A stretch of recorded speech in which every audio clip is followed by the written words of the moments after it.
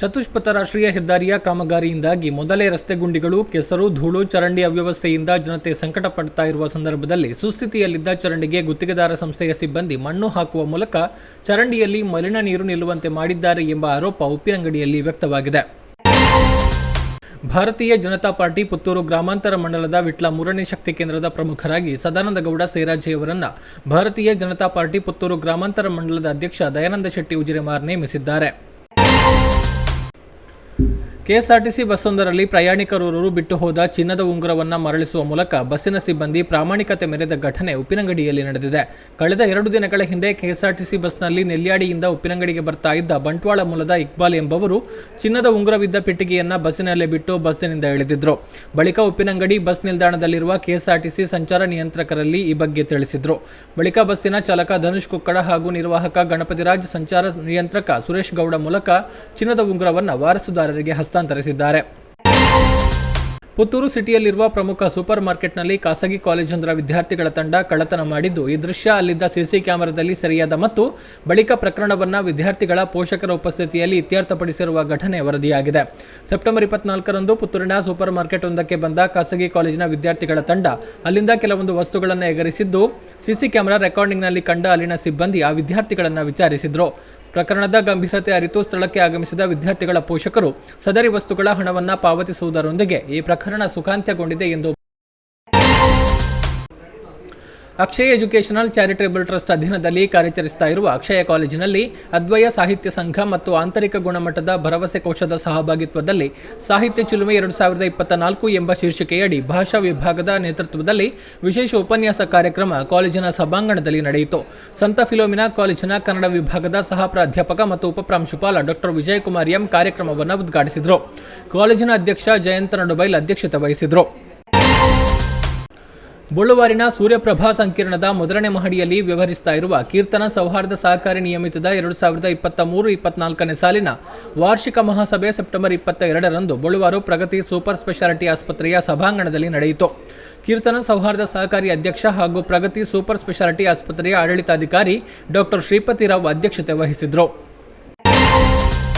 ಕೇಂದ್ರ ಸರ್ಕಾರದ ಶುಲ್ಕರಹಿತ ಅಡಿಕೆ ಆಮದು ಕ್ರಮದಿಂದಾಗಿ ನಮ್ಮ ಭಾಗದಲ್ಲಿ ಅಡಿಕೆ ಬೆಲೆ 250ರಿಂದ 200ಕ್ಕೆ ಇಳಿದರೆ ಅಡಿಕೆ ಕೃಷಿಕರ ಆರ್ಥಿಕ ಪರಿಸ್ಥಿತಿ ನೆಲಕಚ್ಚಿ ಹೋಗುವುದು ಖಂಡಿತ. ಈಗಿಂದೀಗಲೇ ನಾವು ಎಚ್ಚೆತ್ತುಕೊಂಡು ಪಕ್ಷಾತೀತವಾಗಿ ಹೋರಾಟ ಮಾಡಿ ಕೇಂದ್ರ ಸರ್ಕಾರಕ್ಕೆ ಈ ಕುರಿತು ಮನವರಿಕೆ ಮಾಡುವ ಕೆಲಸ ಆಗಬೇಕಾಗಿದೆ ಎಂದು ಶಾಸಕ ಅಶೋಕ್ ಕುಮಾರ್ ರೈ ಹೇಳಿದ್ದಾರೆ.